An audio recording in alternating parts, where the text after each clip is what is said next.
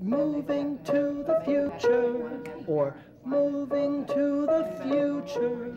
And we came here and we said, we're interested in doing this creative workshop, this compositional workshop.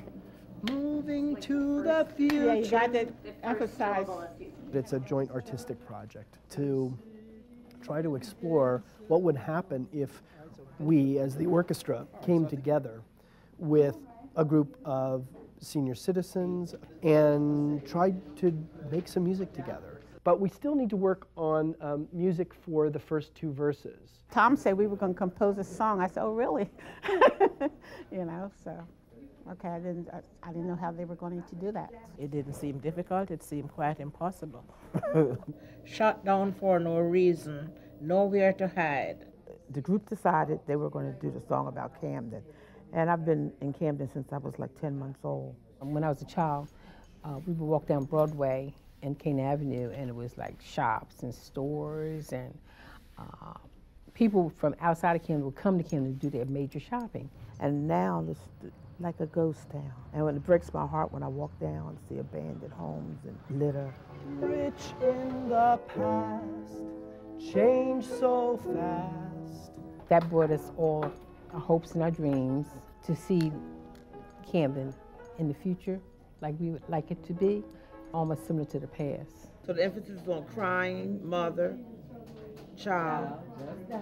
We are getting into it step by step. Tom is guiding us through the process. We had to say, no, we don't like that. You know, we want to hear this. Beautiful. All right, so let's hear it musically. Even though we're not music majors, we could tell him what we wanted to hear, and he listened to us. Fabulous. It was a complicated process because everyone had a lot of strong opinions about what this song should say and contain. Ready, and. The title, Full of Hope, was my title, so I'm very proud of my baby. I enjoyed the whole song, We all had input. As a matter of fact, the chorus, full of hope, full of hope, full of hope. I wrote that melody and gave it to Tom, and so he, of course, you know, he fills his own and makes sense of it. But that was my melody. But it feels like something else musically needs to happen there. I didn't think it would be as difficult as it turned out to be, but I'm enjoying it. You know, I've never missed a session since he's been here. And it keeps you interested. And you can't wait till Wednesday to come again, because you know you're going to learn something that you didn't know before. We will go on to a future bright for all, full of hope. We are full of hope.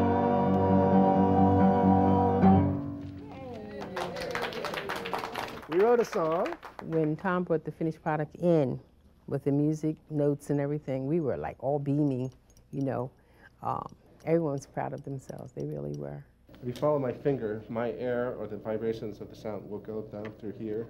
We had been bringing musicians in so that the participants got to hear the different instruments and get to know what they sounded like, as well as starting to get to meet some of the musicians from the orchestra. What made you interested in this particular instrument? And then we started these individual projects, which we're now working on. We were instructed to write a story about something in our past that sort of bring us back and attach us to the present.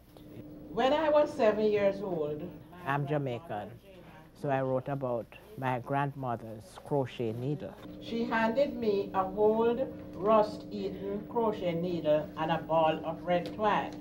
When I did it at first, and Charlotte heard it, she said, well, this is Jamaica. So put in sights and sounds and smells and that type of thing. From where we sat, there was a clear view of the flower garden, ablaze and vibrant with colors. The language and the phrasing is absolutely beautiful. Charlotte has come in a few times as kind of our coach, really, helping us with what she does so beautifully, which is, what is the story that you're trying to tell?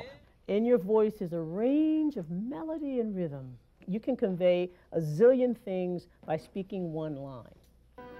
Thank you for the strength to work off my bondage. So you have a member from the community with his or her story, and then you've got an orchestra member who has come in and helped shape a musical performance around that story.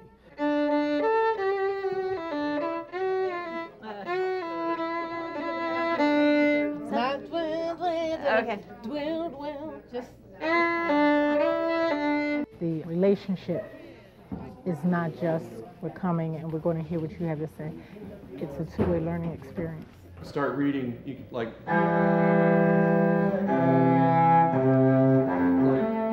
right about there. Second line. Rich had determined that I would give the intro, and immediately after that, he would start playing the music. When you pause, you wait for me to stop playing, and then you start reading again. Worked out very well. We coordinated so we were working together like choreography, you know. Okay. We might be completely in over our heads. It was in a medium that I wasn't maybe comfortable with, and I like putting myself out there and that kind of thing. Chip, chip, chip, chip, chip, you know, the little sounds.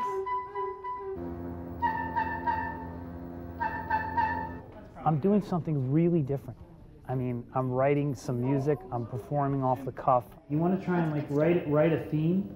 And not that we came up with anything great, but it's just much of a freer environment. The blackbirds chirruped in the tree over our heads as they fed on the fruits. Great, I think that'll work. It's a take. We used to think that you have to have a certain level of education to enjoy classical music, and that is really not so. They're making us aware of music, and now we put together the words. It's about experiencing the power of music. I mean, what could be more powerful than that? This phase culminates in a performance in the Gordon Theater at Rutgers. My kids, I'm like, you got to take off so that you can come to the concert, so you can hear our song. I love it. I love it. I'm excited.